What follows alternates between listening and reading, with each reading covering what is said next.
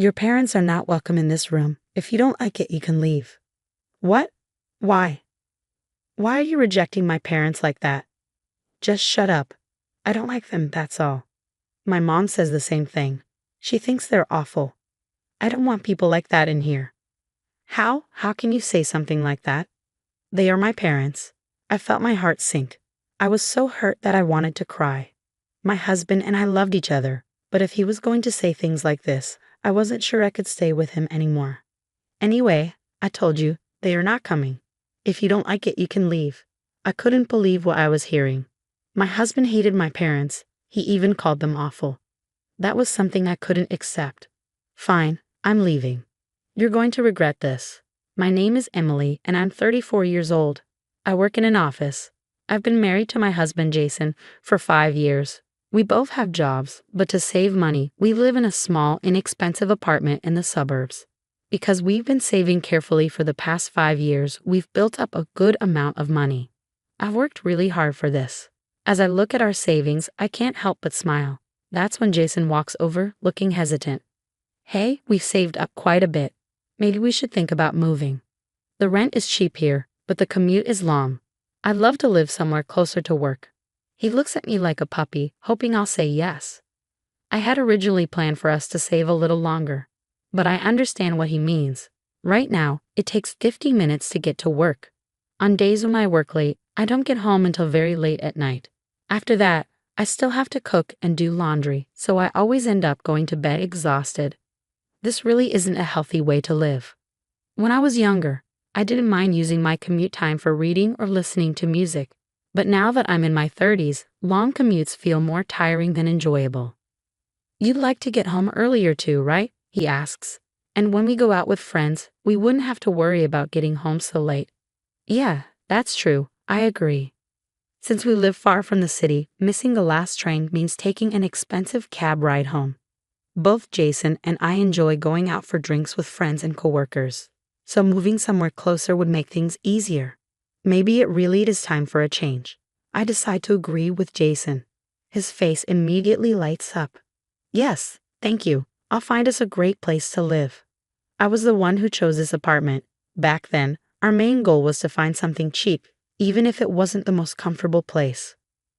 We got used to living here, but I understand why Jason would want something better. Since I made most of the decisions about this apartment, I think it's only fair that I let him take the lead this time. I trust him to find a good place for both of us. That's what I thought. This place looks nice, but I also like this one, Jason says, flipping through some brochures from the real estate office. I take a look.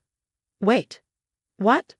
This place costs only $200, and this one is $300. That's way too cheap. That's not even enough for a decent one-bedroom apartment. I take a closer look. Jason, don't you think these places are a bit too expensive? The brochures show apartments costing $2,000 to $3,000 a month. He's looking at high-rise condos. What do you mean? These are the kind of places we should be looking at. I can't believe what I'm hearing. There are plenty of apartments closer to the city that are much cheaper. Suddenly, I start to feel uneasy. Is it really okay to let Jason handle this on his own? As I talk to him more, it becomes clear. He's not picking these places by himself. His mother, Linda, is involved. She's helping him look at apartments, giving her opinions, and deciding what's best for us. One day, I come home early since I don't have to work overtime. When I walk in, I see Jason and his mother, Linda, sitting together, flipping through brochures and chatting excitedly. Linda looks up and says, "Oh, you're home already? I wanted to keep looking at more places." I force a smile, but inside I'm annoyed. I don't want to see her. Linda and I don't get along. She makes snide comments and always tries to control everything. I head to my room, put down my bag, and change my clothes. As I do, I hear Linda saying goodbye at the door. "See you soon, Jason." It seems like she comes over when I'm not home. Since I work overtime more than Jason, I guess this has been happening a lot. But why is she even involved in choosing our apartment? Is she planning to move in with us? No way. I have to stop that at all costs. Even though I originally said I'd let Jason decide, I don't think I can agree to a place with such an expensive rent. Sure, I tend to be more careful with money than some people. But that doesn't mean we should throw away our savings on a place we can't afford. Jason, however, doesn't seem worried at all. He keeps looking at these high-priced apartments. Oh, this one looks perfect.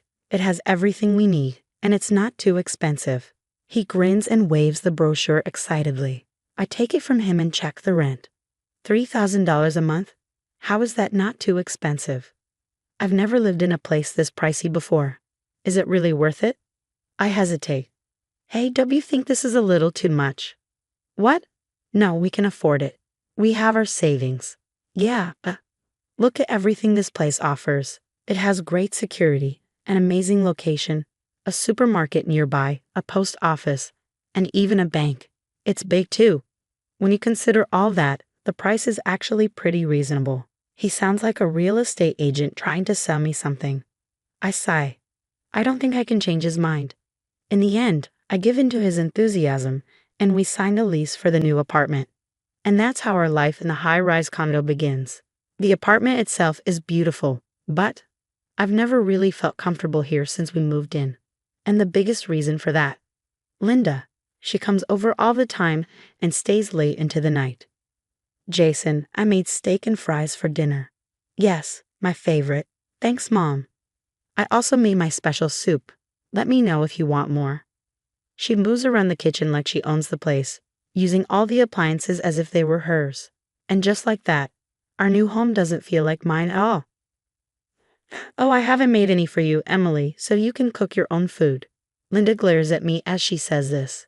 No problem, I don't want to eat your cooking anyway. But the pans, knives, and cutting board she used are left in the sink. Why do I have to start my time at home after work by doing all the dishes? I almost say something, but I know it will only make things worse, so I stay quiet and head to the sink. It's so frustrating. It seems like one of the reasons Linda comes over so often is to show off our new high-rise condo to her neighbors. For a while, Jason keeps inviting his mom over. As for my parents, they haven't visited even once. Whenever I try to talk about them, Jason changes the subject. Jason's dad came over once, but after saying, I don't think I can really relax here, he never came back. Why can't Linda be like him? I'm honestly not happy with Jason's attitude. But I did say I would leave it up to him to find a place, and I agreed to live here, so I feel like I can't say too much. To be honest, I thought you would consider our life together as the priority. But since we moved here, it feels like his attitude toward me has changed. He used to be so kind, and I'm sure he would have stood up for me if Linda had treated me badly. But now, he just lets her do whatever, even when she says awful things to me. That's why Linda keeps getting worse with her behavior. You're home already? Are you really working? You're not lying to us and just messing around, are you? Of course not. I have a proper job. Since we moved here, the office is closer, so I get home earlier now. That's not my problem. Jason and I are having dinner. I can't stand the sight of you, so go to your room or leave. How can you say that? I live here too. You don't even live here. Why should I listen to you? I'm so angry that I snap back at her. Jason gets furious and says, How can you say that to my mom? Just do what she says. Now they're both yelling at me. I'm exhausted from work, and I really don't want to deal with this, so I decide to leave and eat on my own. Late that night, when I think Linda has finally left, I come back home. This is pointless. I'm still coming home late, just like when I used to work overtime and return to the old apartment. I feel overwhelmed, so I ask Jason to come to the living room so we can talk. He looks irritated. Hey, can you ask your mom not to come over so much? Seriously, you're awful. Why are you treating my mom like that? She should treat me better. Stop being ridiculous. She comes over to help with the housework. We should be grateful. Okay, fine. Then I'll call my parents over sometime. My mom's a housewife, and she's good with housework too. Jason looks enraged and yells, We are not having your parents over here. If you don't like it, then get out. What? Why? Why are you rejecting my parents like that? Shut up. I just don't like them. Mom says they're nasty. I'm not having people like that in this room. How can you say that? They're my parents. I'm so heartbroken that I feel like crying. Jason and I loved each other so much. But if he's saying things like this, I don't know if I can stay with him anymore. Anyway, you're not bringing your parents here. Like I said, If you don't listen to me, you're leaving. I can't understand my husband anymore. He says he hates my parents and calls them nasty. This is unacceptable. Okay, I'm leaving. You're going to regret this, you know. Jason snorts. Huh? Regret what? Just get out of here. You're the one who's going to regret this. He must be out of his mind to say that. I pack my things and head to my parents' house. Once I arrive, they ask me a million questions.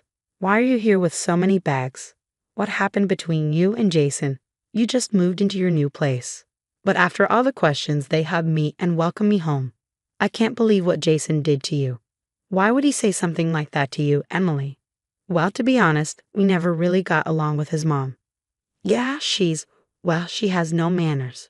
But for something like this, I think you need to talk it through with him. Emily, we're going to talk to Jason. What? We're going to speak to him. With that, Dad drives Mom and me back to the condo. I'd only been living here for 2 months, but now I'm coming back. We get to the condo, I take the key, get in the elevator, and go up to the 15th floor. I unlock the door and step inside, but something feels off. I see a woman's coat on the floor. Whose coat is that? I rush inside and open the living room door. There, I see my husband and an unfamiliar woman, completely naked and in the middle of their intimate moment. I stand there frozen as the door is wide open and they both scream. What are you doing? Emily? What? Why are you? I thought you left. Jason. What is the meaning of this? You brought your dad. The woman with him yells, "Shut up, will you?" We turn away so they can quickly put on clothes. After a few moments, we sit down and begin asking questions. It turns out they've been seeing each other for months and work together. Jason wanted to move closer to the office so he could spend more time with her. Unbelievable. At this point, I don't feel the need to argue anymore. Dad gives Jason a disgusted look. My lawyer will be in touch about the divorce and compensation. Jason goes pale. The woman scoffs. Whatever. You're renting this place in your name, right, Jason? We can live here then, she says, completely missing the point. Yeah, I guess we could. Jason mutters, too proud to admit the truth. Goodbye then. Oh, and I'm taking the furniture and appliances I pay for with me, all right? I say as I walk out with my parents. A few days later, I arrange for a moving company to get my things, and I officially leave the condo. I file for divorce and compensation from both Jason and his girlfriend through my lawyer. At first, Jason refuses to pay, but my lawyer is top-notch. In the end, he has no choice but to agree to my terms. A month later, I get a call from an unknown number. I pick up, and it's a familiar voice. Linda. Emily, I'm so glad you picked up. Linda. Why are you calling me? Oh, I wanted to say I'm so sorry. I had no idea you were the one paying most of the rent for the condo. I want to apologize. Please come back. Jason can't afford the rent now, and he might get kicked out. His new girlfriend quit her job and doesn't do any housework. She doesn't listen to me, and the other day she almost slapped me. It was terrifying. I realized things were so much better when you were here. Her words make me feel sick. She just wants to have things her way. Sorry, that's not my problem. You figure it out. Goodbye. Wait, please. I hang up and immediately block her number. According to a mutual friend, Jason couldn't afford the rent and had to move out. As a result, his girlfriend dumped him too. Linda had been bragging to her neighbors about her son's life in a fancy condo.